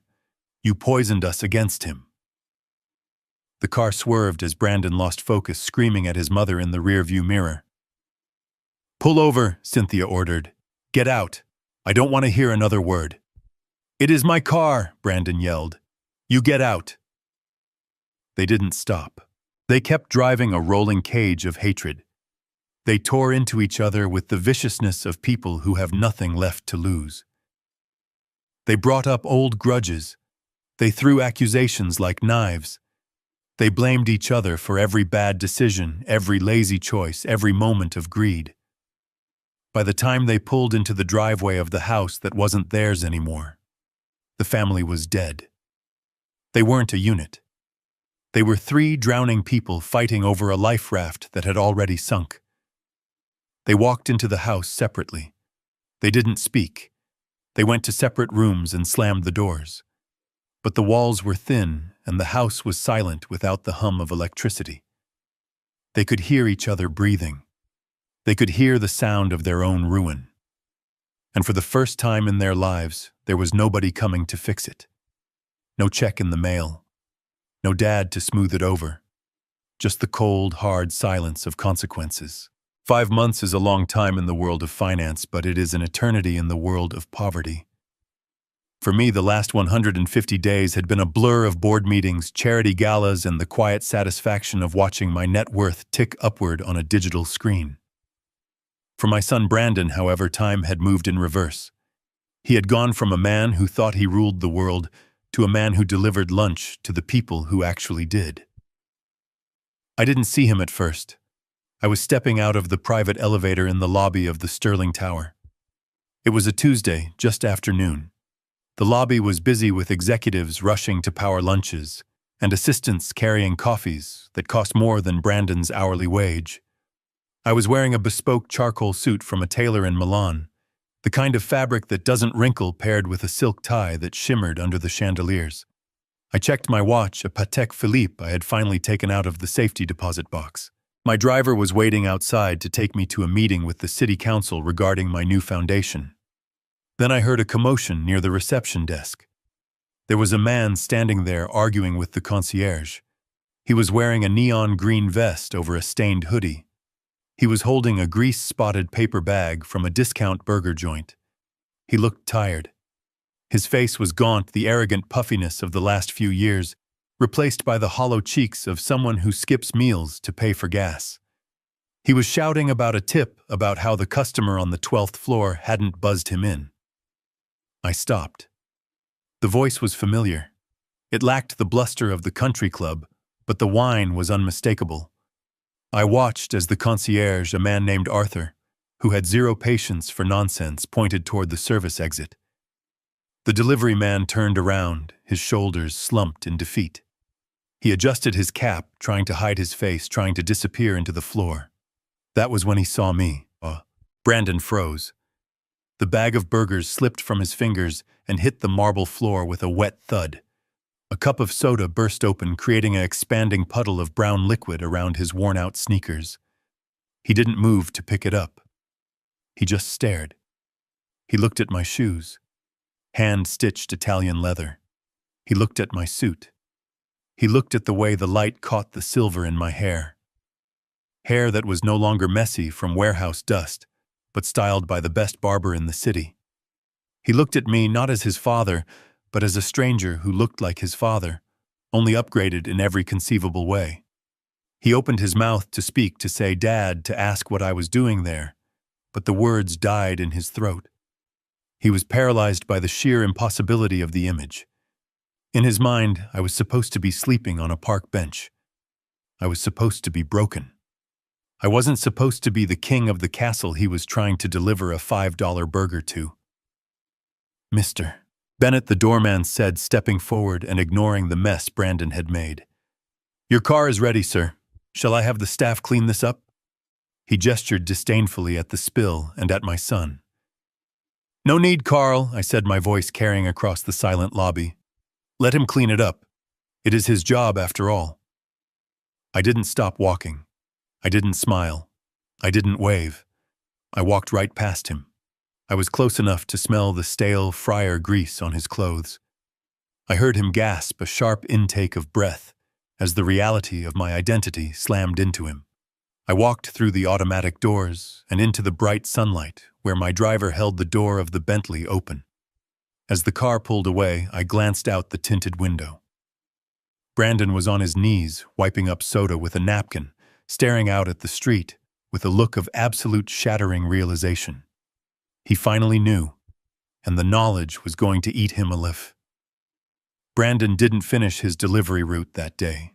I know this because the tracking app for his burger delivery job showed him idling in an alleyway 3 blocks from the Sterling Tower for 45 minutes. He was sitting on the curb, his hands trembling, staring at the cracked screen of his phone. He wasn't looking for a new order. He was looking for me. For years, if you searched my name, you would find nothing but a white pages listing and maybe an old high school yearbook photo. I had been a ghost by design. But today was different. Today, Leo had authorized the corporate press release. My son typed Douglas Bennett into the search bar, and for the first time in his life, the algorithm didn't ignore me. It screamed. The first result wasn't an obituary or a foreclosure notice. It was a headline from the Financial Times. It read, "The Shadow Architect Retires. Global Logistics finalizes historic $15 million vesting package for Senior Strategic Advisor Douglas Bennett." Brandon must have read it 3 times. He must have wiped the grease from his screen to make sure he wasn't hallucinating. He clicked the link. The article detailed everything. It described a man who had revolutionized supply chain algorithms. It spoke of a 20-year career operating in the highest echelons of corporate strategy. And then in the 3rd paragraph, it delivered the numbers that would stop his heart. The article stated clearly that per the terms of the Executive Retention Agreement, the full equity package valued at $15 million had officially vested and transferred to Mr. Bennett upon the commencement of his retirement date. November 1st. November 1st. I imagine Brandon froze. I imagine the blood drained from his face until he looked like a corpse. He knew that date. He knew it because his mother had circled it on the kitchen calendar for months, not as the day I got rich, but as the day she would finally be free of me. He called Cynthia. He called Megan. They huddled together over the phone in that dark, cold house I used to pay for. They pulled out the divorce decree, the document they had celebrated like a trophy. They looked at the date stamp next to the judge's signature, October 31st. Then they looked back at the article. November 1st. It wasn't a matter of months or years. It was a matter of hours. The math hit them like a physical blow.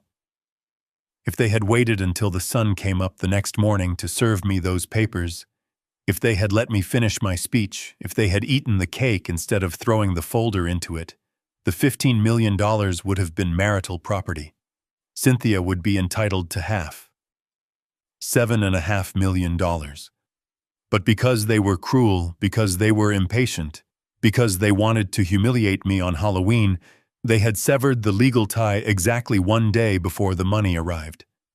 They had locked themselves out of the vault right before the time lock opened. Cynthia must have screamed. It wouldn't have been a scream of anger this time, but of pure, agonizing regret. She realized that her greed hadn't just cost her a husband. It had cost her a fortune. She had traded $7.5 million for a moment of applause and a slice of ruined cake. They stared at the phone screen, realizing that the man they called a loser was the biggest winner in the city, and they were the ones who had handed him the prize. The intercom in the penthouse buzzed at 7 p.m. It was Carl from the front desk. His voice was polite, but I could hear the strain of a man trying to maintain order in a chaotic situation. "Mr. Bennett," he said, "I apologize for the disturbance, but there is a group of people here claiming to be your family. They are refusing to leave. They are making quite a scene, sir. Shall I call the police?" I looked at Leo. He was finishing a plate of sushi we had ordered in. He shrugged. "It is the final act, Doug," he said. "You might as well watch it." "Let them stay," Carl, I said into the intercom. "I am coming down." I checked my appearance in the mirror. I was wearing a navy cashmere sweater and charcoal slacks. Casual wealth. The kind of clothes that whispered comfort instead of screaming for attention. I looked rested. I looked like a man who slept on high-thread count sheets. I took the private elevator down. As the numbers counted backward from 40 to 1, I prepared myself. I wasn't preparing for a fight. I was preparing for a performance. When the elevator doors slid open, the lobby of the Sterling Tower had been transformed into a theater of the absurd. My family was clustered near the fountain in the center of the atrium. They looked like refugees from a failed reality show. Cynthia was wearing the same coat she had worn to the pawn shop, but she had tried to fix her hair. It was brittle and sprayed into a helmet of denial. Brandon was wearing a suit that was 2 sizes too big, likely borrowed from a friend, because I had stopped paying for his dry cleaning, and his own suits were probably stained. Megan had tried to look presentable, but her eyes were puffy and red. When they saw me step out of the elevator, the reaction was instantaneous. It was choreographed. "Dougie!" Cynthia cried out. She hadn't called me Dougie since 1985. She ran toward me, her heels clicking frantically on the marble. She threw her arms open wide as if she were greeting a soldier returning from war, not the husband she had evicted a week ago. "Oh, thank God," she sobbed, throwing herself at me. I didn't hug her back. I stood there like a statue, letting her collide with my chest. She smelled of desperation and cheap hairspray. "We were so worried about you. We saw the news. We saw the article." She pulled back her hands, gripping my arms, her nails digging into the cashmere. She looked into my eyes, searching for the man she used to manipulate. "Why didn't you tell us?" she wailed. "Why did you make us suffer like this?" Behind her, Brandon and Megan shuffled forward. They didn't look me in the eye. They looked at the floor, at the walls, at the gold fixtures. They were assessing the loot. "Hi, Dad," Brandon mumbled. "We missed you." "We really did," Megan added, sniffing loudly. "It hasn't been the same without you." I looked at them. I looked at the doorman, Carl, who was standing by the desk with his arms crossed, watching with a mixture of pity and disgust. I looked at the other residents walking by, trying not to stare at the spectacle. "You missed me?" I asked, my voice echoing slightly in the large space.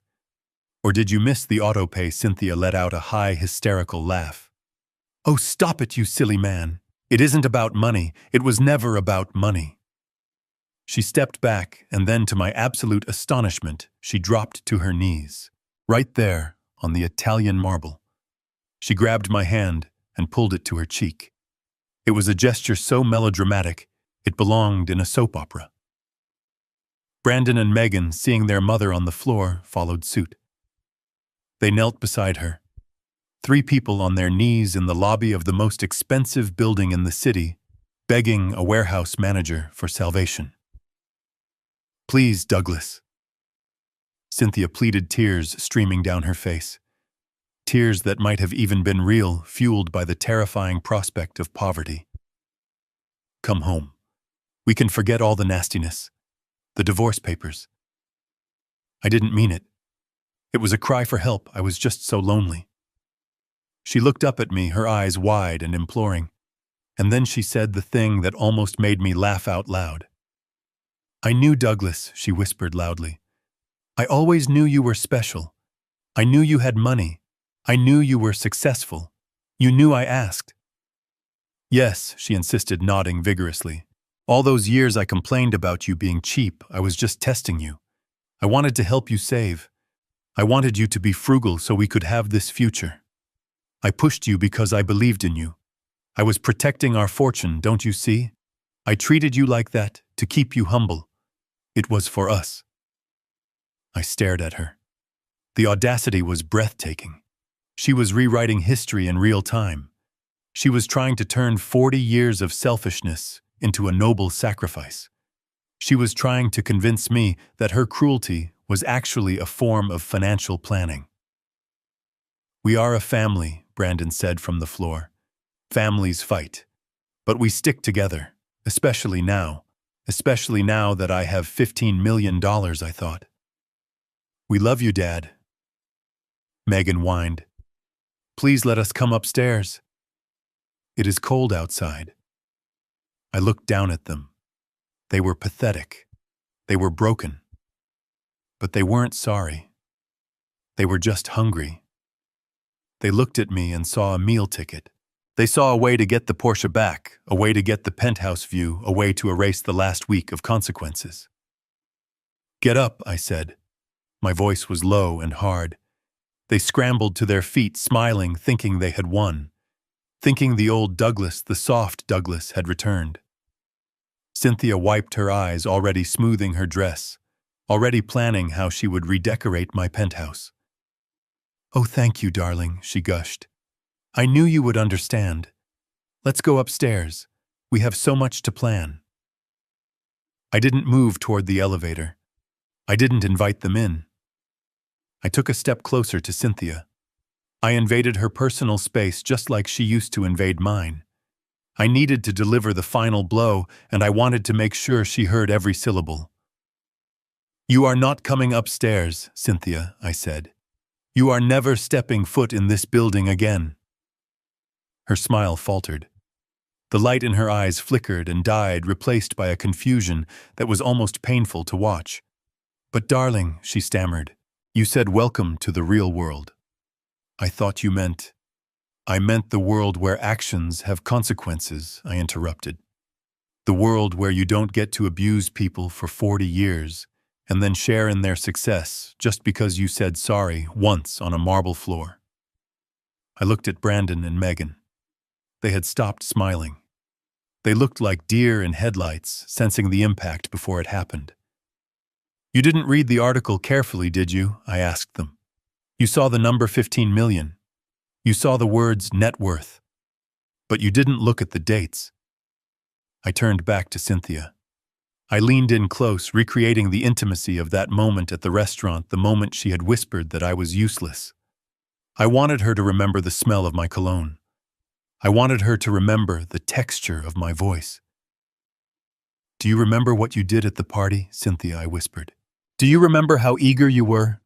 Do you remember throwing that folder into my cake because you couldn't wait one more minute to be free of me?" She nodded dumbly, tears leaking from her eyes. "You signed the papers on October 31st, I said, my voice soft, lethal. "You forced me to sign on October 31st. You clapped when I did it." I paused, letting the silence stretch until it was screaming.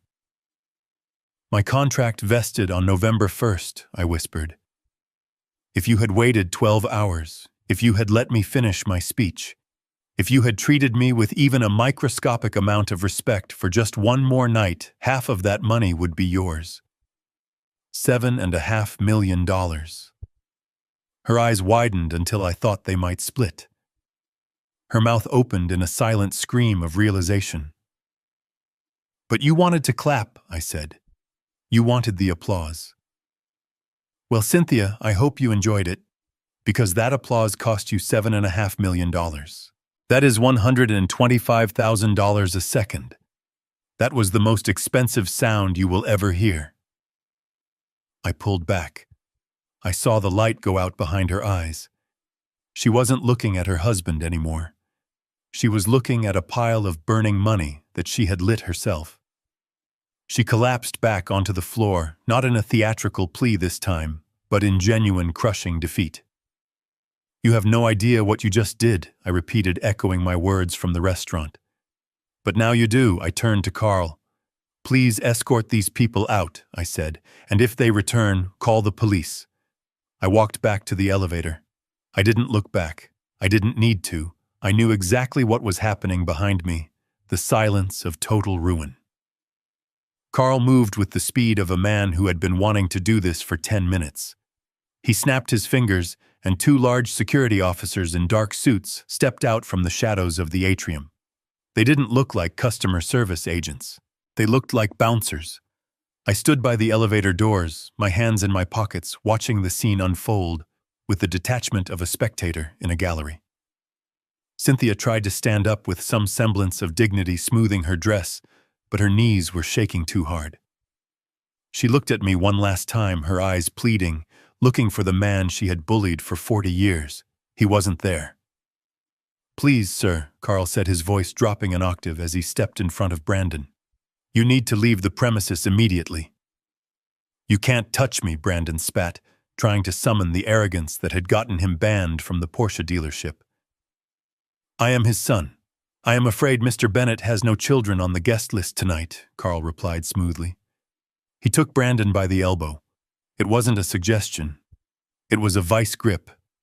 Megan began to cry again, a loud wailing sound that echoed off the marble walls. One of the officers guided her firmly toward the revolving doors. Cynthia looked at me, her mouth opening to scream, to curse, to beg, I don't know which, but she never got the chance. Carl stepped between us, a wall of black wool blocking her view of the jackpot she had missed. "Let's go, ma'am," Carl said. Don't make us call the police. You have enough legal trouble as it is." They were marched across the lobby. The other residents watched over the tops of their newspapers and smartphones. It was a parade of shame. They were shoved through the revolving doors and spilled out onto the cold concrete of the sidewalk. I watched through the glass as they stood there for a moment, three figures shivering in the wind, arguing, pointing fingers, until the reality of the cold forced them to disperse into the night. The elevator doors hissed shut, sealing me inside the silence. I ascended back to the sky, leaving the noise and the wreckage 40 floors below. It was the cleanest break I had ever made. 6 months later, the landscape of my former life had been completely terraformed. The house on Oak Street was sold at auction 2 weeks after the trial. The proceeds barely covered the mortgage and the legal fees. The judgment debt to me remained outstanding, hanging over their heads like a guillotine blade that deducted 25% from every paycheck they earned. I received updates from the private investigator, not because I was obsessed, but because I needed to ensure the terms of the judgment were being met. The reports painted a picture of absolute grinding mediocrity. Cynthia was living in a studio apartment above a laundromat on the east side of the city. It was the kind of neighborhood she used to make fun of when we drove through it. She was working as a cashier at a discount grocery store. I went there once just to see. I wore a hat and sunglasses and watched from the end of the aisle. I saw her scanning cans of soup, her hands dry and cracked, arguing with a customer over a 50-cent coupon. She looked older. The Botox had worn off, and the bitterness had settled into the lines of her face. She wasn't traveling to Europe. She was traveling to the end of her shift. Brandon and Megan had fared no better. The stress of the debt and the blame had shattered whatever fragile bond they had as siblings. They didn't speak to each other. They didn't speak to their mother. Brandon was working double shifts at a construction site, his soft hands blistering his dreams of being a tech mogul, replaced by the reality of pouring concrete to pay off a father he had mocked. Megan was working as a waitress at a diner, wearing an apron instead of designer clothes, serving people who had fewer followers than her, but more money in the bank. They were living the life they had always feared, the life they thought I was living. They were tired. They were broke. And they were alone. They had learned the hardest lesson of all, that money isn't just paper, it is energy, it is protection, and when you treat the source of that protection with contempt, you end up in the cold. I stood on the balcony of the penthouse looking out at the city skyline. The wind was brisk, but the outdoor heaters kept the space warm. I held a glass of the 30-year-old scotch in my hand. It was the anniversary of my retirement. 1 year. I pulled my phone from my pocket and dialed a number I had saved months ago. It rang twice. "Hello," a young woman's voice answered. She sounded tired. It was Sarah. She was the night nurse who had taken care of me last year when I had my appendix removed. My family hadn't visited once. Sarah had sat with me, brought me extra blankets, and listened to me talk about logistics when the morphine made me loopy. She was kind. She was genuine. And she had mentioned she wanted to go to medical school but couldn't afford the tuition. "Hi, Sarah. This is Douglas Bennett," I said. "The patient from room 304. "Oh, hi, Mr. Bennett," she said, her voice brightening. "Is everything okay? Are you feeling ill?" "No, Sarah." "I am feeling fantastic," I said. "I am calling because I have a business proposition for you. Or rather, a gift." "A gift?" she asked, confused. "I established a scholarship fund today," I said, looking at the lights of the city. "It is designed to cover full tuition books and living expenses for deserving medical students. You are the first recipient." There was silence on the line. Then a small gasp. "Mr. Bennett, I don't know what to say." "Why?" "Because you asked me if I was in pain," I said softly. "You didn't ask me what I did for a living. You didn't ask me what kind of car I drove. You just treated me like a human being. That is a rare currency, Sarah. and I believe in rewarding it." She started to cry. It was a good sound, a clean sound. It wasn't the manipulative sobbing of my ex-wife. It was the sound of a life changing. I hung up a few minutes later. I put the phone down on the railing. I took a sip of the scotch. People ask me if I am lonely. I live in a 4,000 square foot apartment alone. I eat dinner alone. I travel alone. I looked out at the vast, glittering grid of the city. I thought about the noise of my old life, the complaints, the demands, the constant low-level hum of disrespect. It was gone. All of it. I wasn't lonely, I was free. I had traded a crowded room of traitors for the solitude of a king.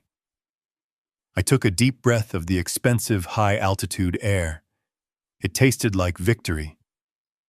The biggest mistake my family made wasn't divorcing a rich man. It was failing to value a good man. They spent 40 years chasing a lifestyle they couldn't afford, convinced that happiness was something you bought. But standing here on this balcony, I finally understand the truth. You cannot inherit dignity. You cannot buy loyalty. And if you have to pay someone to love you, you are already bankrupt. I learned that silence is the loudest answer you can give to disrespect. I learned that walking away isn't quitting, it's surviving. And most importantly, I learned that the best revenge is simply living a life they can no longer touch. If you enjoyed this story of justice, please hit the like button and subscribe to the channel for more stories of truth and consequence. And let me know in the comments, would you have forgiven them?